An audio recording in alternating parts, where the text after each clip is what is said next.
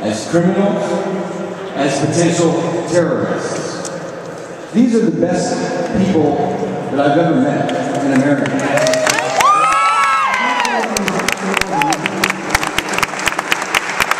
I mean, these are people who have taken a crash course in environmental science, in chemistry, in community organization.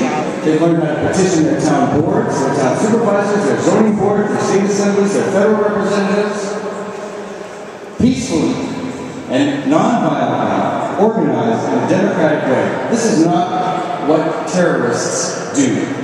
This is what concerned citizens who are participating in American democracy do. It is literally the people that make America great.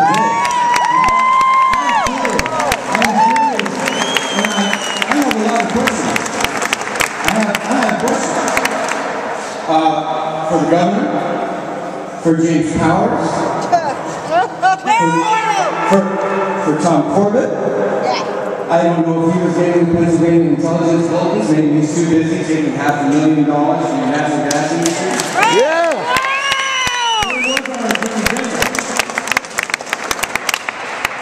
I mean, I have these questions for them.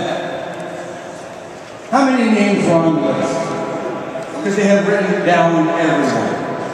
3 million people watched Gaslight on HBO. 25,000 saw it in theaters and community screenings, and outdoor screenings all over Pennsylvania. Could all of those people be on the list? All those people angered by the natural gas industry and their practices. What agents were at the screening? How many places were they? Whose names were written down? Did they photograph our sign-up sheets?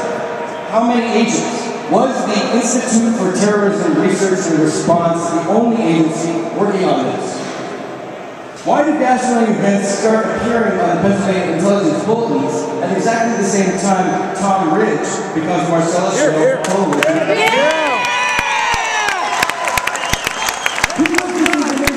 was this information given to?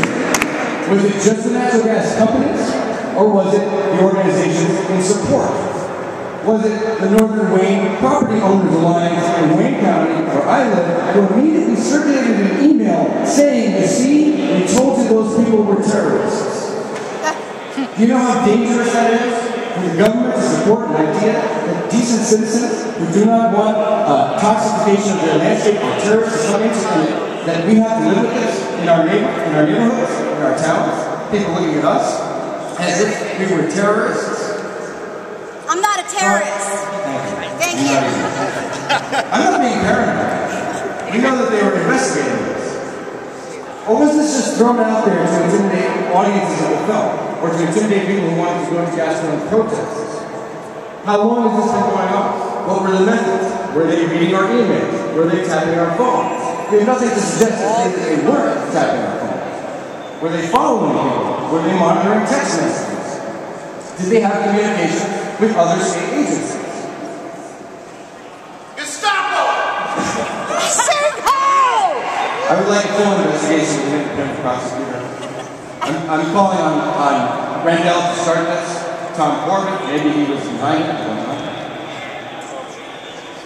And we are contemplating legal action in touch with the ACLU.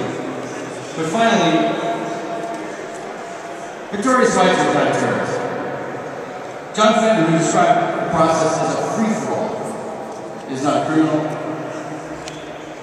Critics in the South, who were originally excited about the drone, who leased their land, who found their water changing colors, and then it was flammable, and it was unusable. They're not extremists, they're ordinary Americans. But I'll tell you this, when I first came back from dinner, I was lying on the couch. I didn't quite make it to bed. I was up all night. And what I felt from my neighborhood, the Upper Delaware River Basin, was terror. I felt terror. It kept me up all night, and that's why I made the film. When you asked Virginia Cody, when I asked her 2 days ago when I interviewed her, she told me what she felt for her area was terror. When I interviewed Amy Ellsworth in Colorado, who could light her water on fire, who was taking showers in the dark because she was afraid a spark would ignite her house because of the gas in her water. That was flammable. Which was proven thermogenic, by the way, by the Colorado Oil and Gas Conservation Commission. Don't believe what you hear from Energy in Depth. Don't believe what you hear from the smear campaign against the film. What she said is, I'm terrified. I am terrified. There's no other word for it. So where is the terror coming from?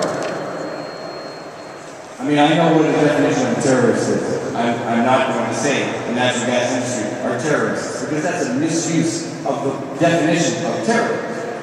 But I am going to say that they're causing terror all over Pennsylvania, all over the United States, and to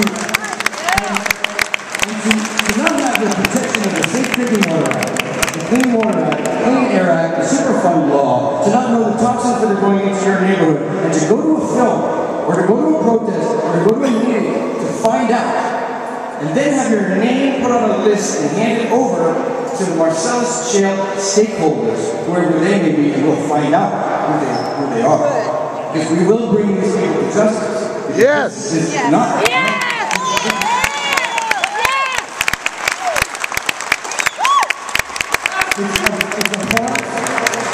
It's the worst America can be.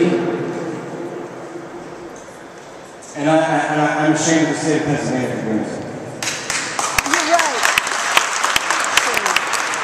Thanks very much.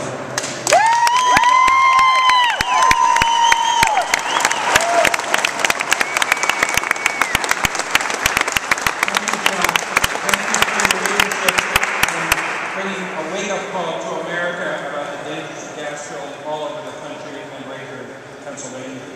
This is the last of our formal speakers. We'll now open it up to questions, and after the questions,